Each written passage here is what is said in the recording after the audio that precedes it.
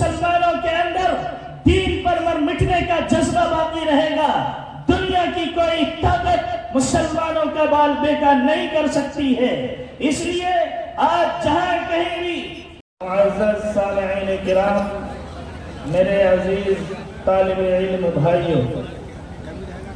اللہ کا بڑا فضل ہے اور اس کا احسان ہے کہ اللہ نے ہم سبوں کو آج کا یہ خوشنما ماحول عطا کیا ہے۔ آج ابھی کچھ ہی دیر میں اپنی آنکھوں سے وہ خوشنما منظر بھی دیکھیں گے کہ جنہوں نے قرآن مجید کو اپنے سینے میں بسایا ہے ان کو اعجاز سے نوازا جائے گا، ان کے سروں پر دستار بندی ہوگی۔ قبل اس کے کہ میں چند منٹ کے لیے آپ کے درمیان حاضر ہوا ہوں، دعا کریں کہ اللہ تعالی مجھے حق اور سچ بات کہنے کی توفیق عطا فرمائے۔ یہ بات سچ ہے کہ آج روئے زمین پر مدارس اسلامیہ قرآن و سنت اور فقہ کی حفاظت کا عظیم مرکز اور عظیم خدمات انجام دے رہا ہے۔ آج مدارس اسلامیہ جہاں کہیں بھی قائم ہے، یہ سمجھ لیجئے کہ ہماری نسلوں میں دین کو منتقل کرنے والا یہ پاور ہاؤس کی حیثیت رکھتی ہے۔ مدارس اسلامیہ امن و سلامتی کا گہوارہ ہے۔ مدارس اسلامیہ اخلاق و اقدار کی روایات کا تحفظ اور انسانی ہمدردی اور غمخواری کا درس دیتا ہے۔ مدارس اسلامیہ میں بھائی چارگی کا جام پلایا جاتا ہے۔ آپ کو یہ بات یاد رکھنی چاہیے کہ سرزمین ہند کی آزادی میں انہی مدارس اسلامیہ کے جانباز سپوتوں نے اپنے بوریا پر بیٹھ کر قرآن و حدیث کے درس دینے والے علماء کرام نے درس کو چھوڑ کر میدان جہاد میں آ کر علماء کرام نے اس ہند کو آزاد کرانے میں قربانیاں پیش کی ہیں۔ تاریخ ہمیں بتاتی ہے کہ ہندوستان کی ایک ایک اینٹ اس بات کی شہادت دیتی ہے کہ اگر علماء کرام اس ملک کے لیے قربانیاں پیش نہ کرتے اور اپنی جان کا نذرانہ پیش نہ کرتے تو یہ ملک کبھی آزاد نہ ہوتا۔ آج ہمیں یہ بات بھی یاد رکھنی ہے کہ ہمارے اکابر علماء نے اس ہندوستان کے اندر ہمارے دلوں میں قرآن و سنت کو زندہ رکھنے کے لیے اسلام اور مذہب اسلام کے شعائر پر عمل کرنے اور کرانے کے لیے ملک کے کونے کونے میں دینی مدارس کی بنیاد رکھی۔ ہمارے اکابر دور اندیش تھے، وہ جانتے تھے کہ جب تک ہمارا تعلق قرآن سے جڑا رہے گا، جب تک ہمارے سینوں میں حضور کی عظمت باقی رہے گی، جب تک ہمارے دلوں میں صحابہ کا تقدس باقی رہے گا، جب تک مسلمانوں کے اندر دین پر مر مٹنے کا جذبہ باقی رہے گا،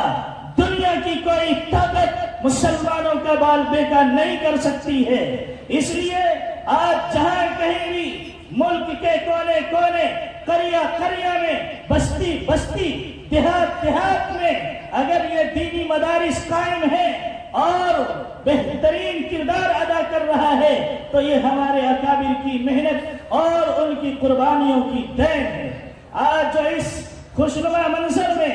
اور اجلاس میں ہم اور آپ آئے ہیں، یقیناً یہ بزرگوں کا لگایا ہوا پودا ہے جو آج تناور درخت کی شکل اختیار کر رہا ہے۔ میرے محترم بھائیوں، یہ بات مجھے فخر کے ساتھ کرنی چاہیے اور کہنی چاہیے کہ یہ منگیر کی سرزمین ہے، جس سرزمین کو سیراب کرنے میں اور جس سرزمین کو بنانے اور آگے بڑھانے میں ہمارے سابق پیر و مرشد حضرت مولانا مفکر اسلام سید محمد ولی رحمانی صاحب نور اللہ مرقدہ کی انتھک محنت اور قربانی ہے۔ آج منگیر کے اندر آپ دیکھیے چھوٹے بڑے ادارے الحمدللہ ان کا لگایا ہوا پودا آج جناب حضرت مولانا احمد ولی فیصل صاحب دامت برکاتہم کی سرپرستی میں گامزن ہے اور روا دوا ہے۔ اس لیے ان اداروں کی اہمیت کو سمجھیے، ان کی افادیت پر غور کیجئے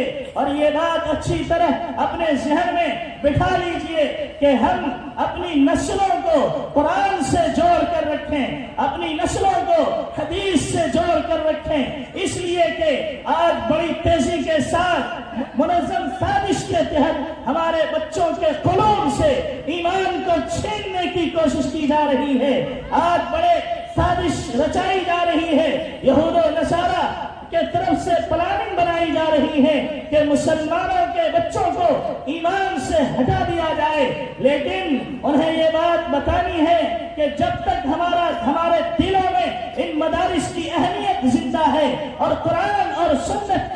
کے پڑھانے والے موجود ہیں، اس دھرتی پر ہمیں ایمان پر جم کر اور جٹ کر محنت کرنے کی ضرورت ہے۔ اس لیے میرے بھائیوں، میں نے ابھی آپ سے ایک اپنے خطبے میں کہا تھا کہ اللہ نے ہمیں قرآن میں بہترین امت کے لقب سے ملقب کیا ہے۔ اس لقب کو ملقب کرنے کے بعد ہم پر یہ ذمہ داری عائد ہوتی ہے کہ ہم ان مراکز کی حفاظت کریں جو مراکز کے ہمیں ایمان دے رہا ہے، جو مراکز کے ہمیں اسلام کی تہذیب سکھا رہا ہے، جو مراکز کے ہمیں قرآن و سنت سے آراستہ کر رہا ہے، ہمارے بچوں کے، ہمارے نونہالوں کے دلوں میں قرآن کو پیوست کر رہا ہے۔ اس لیے آج کے اس تاریخی اجلاس سے یہ آواز دی جاتی ہے کہ آج ابھی اپنی آنکھوں سے دیکھیں گے کہ جب حفاظ کرام کے سروں پر دستار باندھی جائے گی، یہ دستار چند لوگوں کے سامنے، لیکن ان کا مقام بہت اعلیٰ ہے، بہت عرفہ ہے۔ ان کو یہ نہ سمجھیے گا کہ یہ صرف بوریے پر بیٹھنے والے ہیں۔